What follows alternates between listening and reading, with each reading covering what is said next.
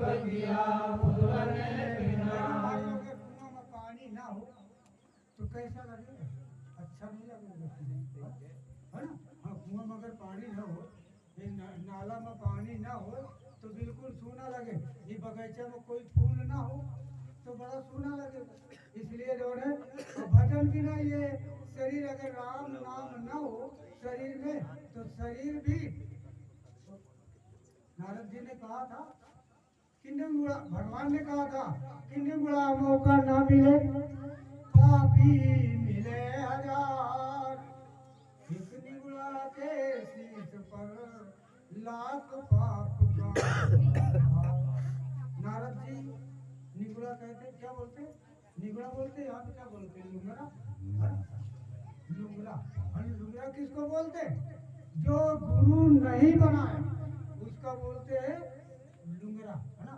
तो लुंगरा आदमी जिस जगह बैठ जाता जमीन में, वहाँ की जमीन अशुद्ध हो जाती है ना?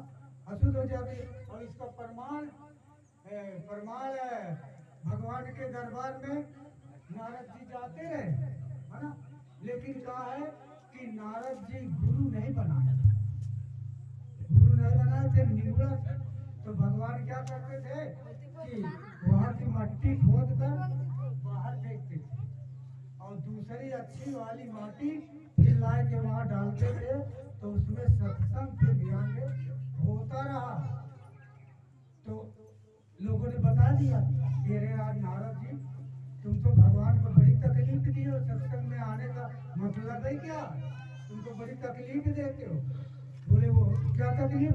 मैं बोले तुम्हारे जहाँ बैठे रहते हो वहाँ की मट्टी रोज खोदते हैं, उधर फेंकते हैं और उधर से मट्टी लाए के उसको फिर लेवल करते हैं तो सत्संग होता है। अब बोले तुम्हारे नीचे की मट्टी? बोले हमारे नीचे की तो नहीं, केवल तुम्हारे नीचे की खोदते हैं।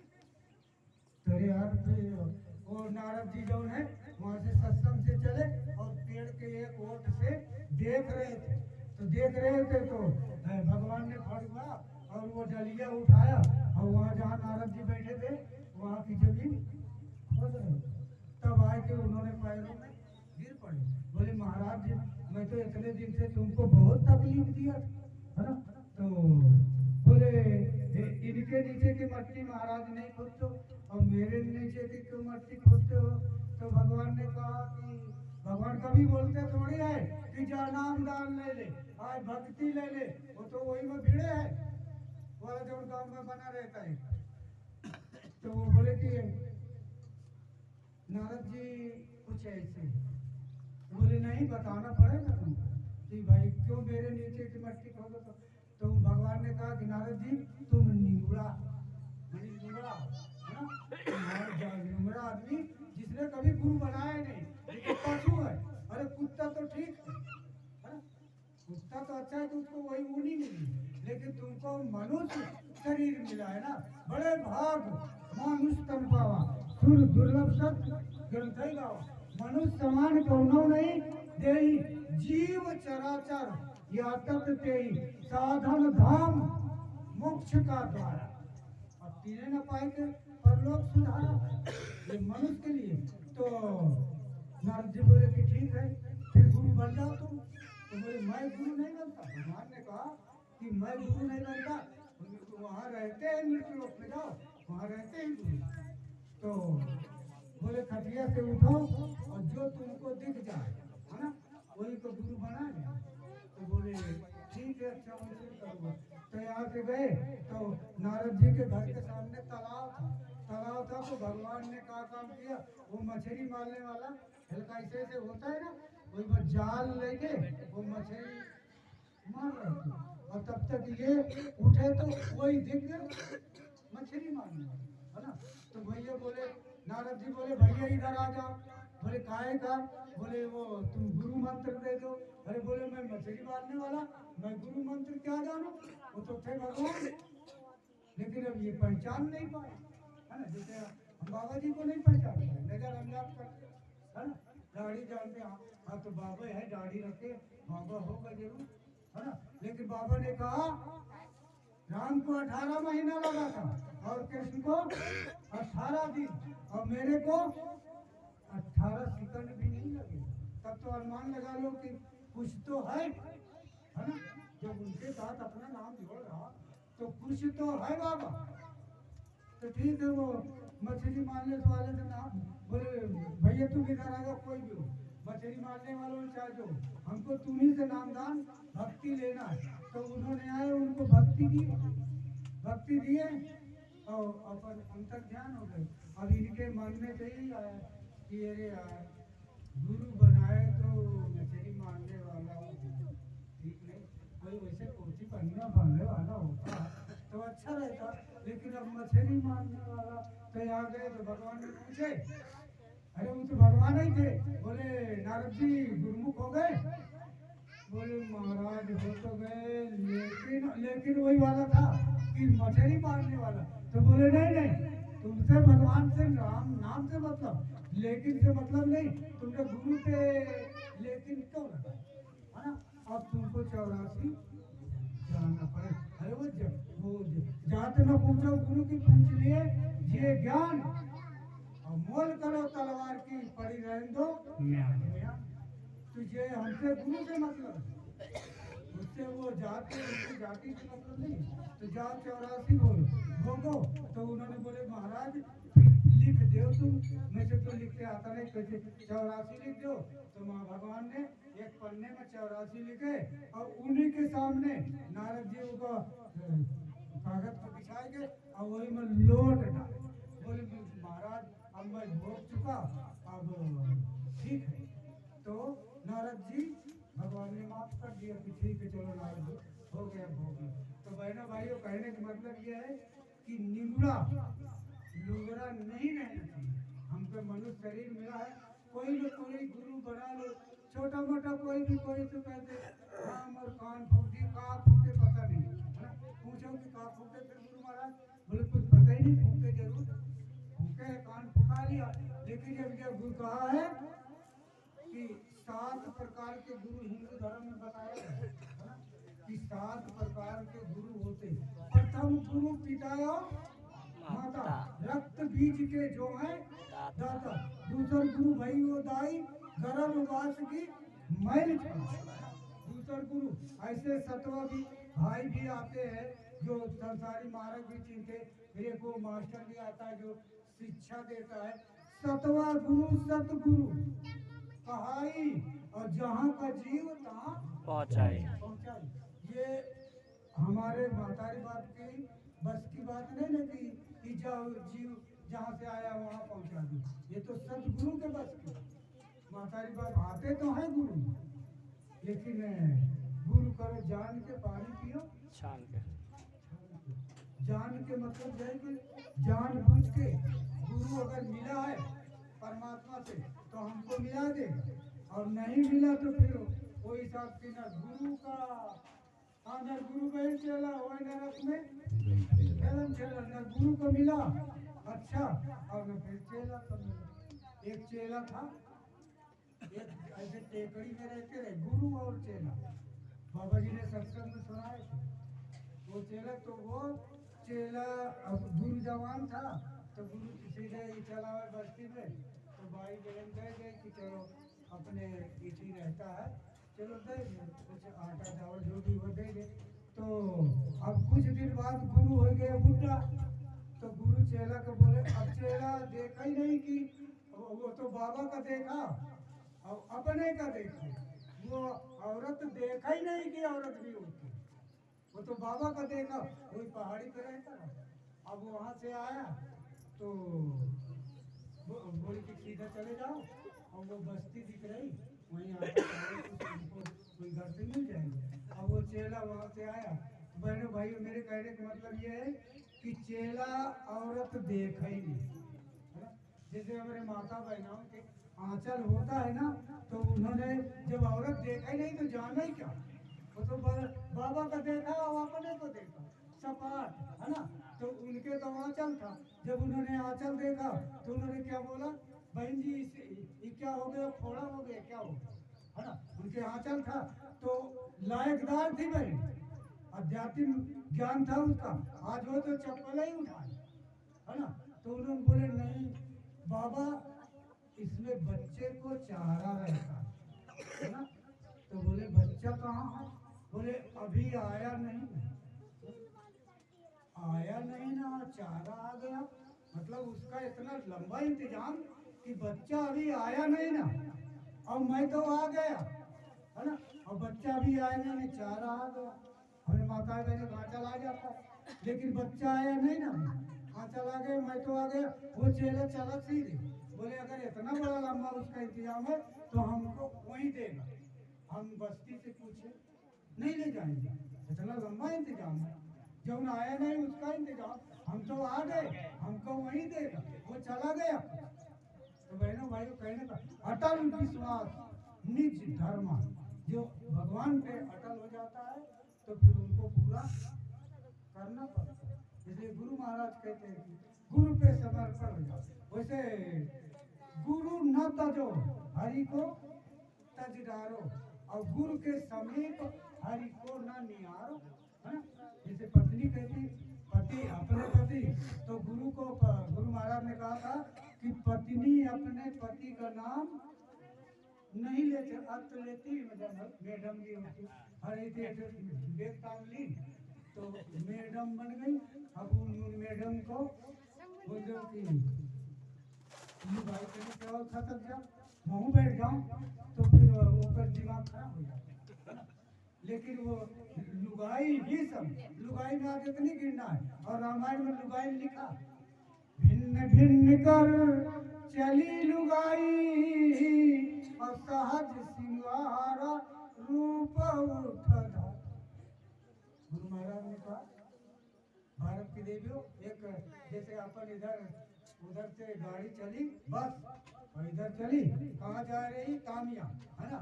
तो दो ठो उधर, आज तो देखो तो डॉक्टर और नेता, इनके मोछा नहीं मिलेगा, नहीं मिलेगा, नहीं मिलेगा साहब, बिल्कुल सपाटा। भाई बहन को सफा, ऐसे उनका भी सफा, है ना। तो अब वो वहाँ से बस चली, तो बैठे थे उसमें अच्छे पढ़े लिखे मास्टर भी बैठे थे, डॉक्टर नेता लोग सब बैठे थे। तब तक दूसरा पढ़े लिखी औरत भी उसमें बैठी थी। तो अपन अब आजकल फैशन बन गया कि सर में तो कपड़ा धरता ही नहीं है ना, वो ऐसे कंधे में धरे रहे, तो वो बैठे रहे।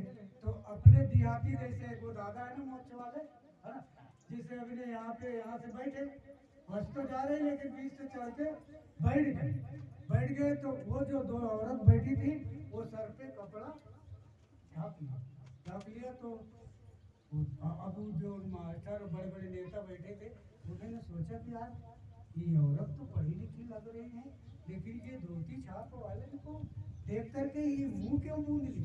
हम लोग डिग्री वाले बैठे, हमें देख के कुछ नहीं मूंदी, पहले तो खींच ली। तो उनको लगी शर्म। तो अब वो जो दो चढ़े थे मोछ वाले, वो चढ़े और आगे स्टेशन आए तो उतर गए। तो अपने फिर मुंह खोल ली, बोले अब उनको चैन न पड़ी। उन जो बैठे थे पढ़े लिखे वाले मोछ मुंडा, उन्होंने कहा कि इसमें कोई है तो नहीं ना, नहीं तो गुस्सा है कहा कि हम ही का देख की करें। तो वो जो है बोले वो तुम्हारे कोई रिश्तेदार दिखा जो जिनको सारा दिखा दिया,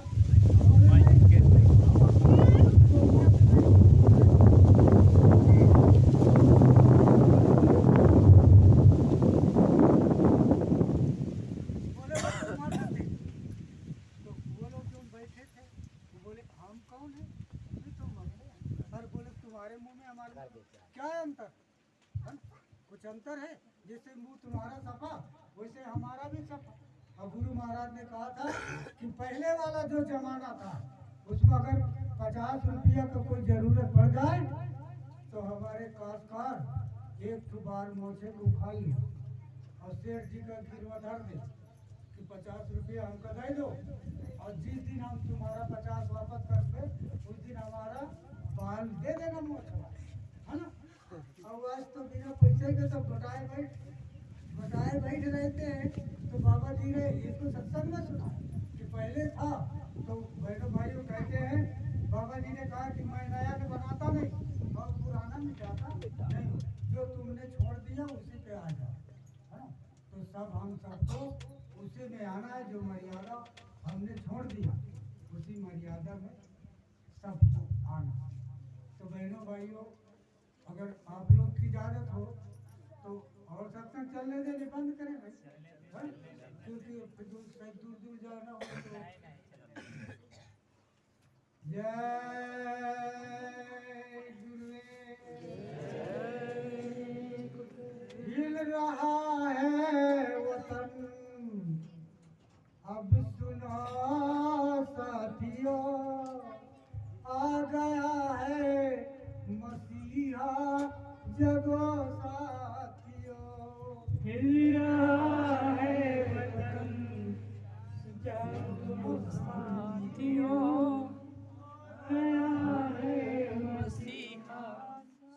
ईसा मसीह को फांसी हुआ तो बोला 2000 पूर्व इस धरती पर मैं फिर आऊंगा। हिल रहा है वतन, अब सुनो साथियों, आ गया है मसीहा, जगो साथियों। हिल रहा है वतन, सुनो साथियों, आ गया है मसीहा, जगो साथियों। नौजवानों सुनो, तोड़ फोड़ मत करो, ये दुकानें शहर ये तुम्हारे ही है। नौजवानों सुनो, तोड़ फोड़ मत करो, ये दुकानें शहर ये तुम्हारे ही है। कार मोटर बसें रेल पटरी सभी, फैक्ट्री और दफ्तर तुम्हारे ही है। कार मोटर सभी फैक्ट्री और दफ्तर तुम्हारे ही हैं। सड़ रहा मिट रहा है वतन। भाई देखो, सरकारी जो बसें हैं, गुरु महाराज ने कहा कि आज कितनी भारत में बस जलाई जा रही, कितनी पटरियां उखाड़ी जा रही। भाई अगर उसको फिर से बनाओगे तो पैसा तो तुम्हारे लगेगा ना, है ना। तो इसलिए गुरु महाराज ने मना किया, नौजवानों सुनो, तोड़ फोड़ मत करो, ये दुकानें शहर ये तुम्हारे ही हैं। कार मोटर बसें रेल पटरी सभी, फैक्ट्री और दफ्तर तुम्हारे हैं। मिट रहा है वतन, अब सुनो साथियों, आ गया है मसीहा, जगो। क्या हो गया? बिजली तो है भाई, कुछ लटका दो ना पत्थर मैं रोका दे दिया। चल रही। कर भगत सिंह की ये भूम है, अमृत की भूमि है, चंद्रशेखर की ये भूमि है। वाल्मीकि के वशिष्ठ व्यास इन ऋषियों की, जब तुम्हारे ही रथ में वही व्यास वशिष्ठ व्यास वशिष्ठ की, जब तुम्हारे ही रथ में वही थी। अब थोड़ी आपसे तो नहीं बोल पाएगी। सती अनुसुईया सती अनुसुईया के इस धर्म भूमि पर लाज बहनों की ऐसी लुटी जा रही। हिजड़े भरे बने यहाँ के नेता सभी, इन किसानों की छाती हटी जा रही है ना। तो गुरु महाराज ने कहा, सड़ रहा है वतन, अब सुनो साथियों, आ गया है मसीहा, जगो साथियों। उन शहीदों का इतिहास को याद करो, फांसी पर चढ़े थे वतन के लिए, खून की होली के कटा डाली सर, वो बहादुर लड़े थे वतन के लिए। मिट रहा है वतन, अब सुनो साथियों, आ गया है मसीहा, जगो साथियों। उन शहीदों का अरमान,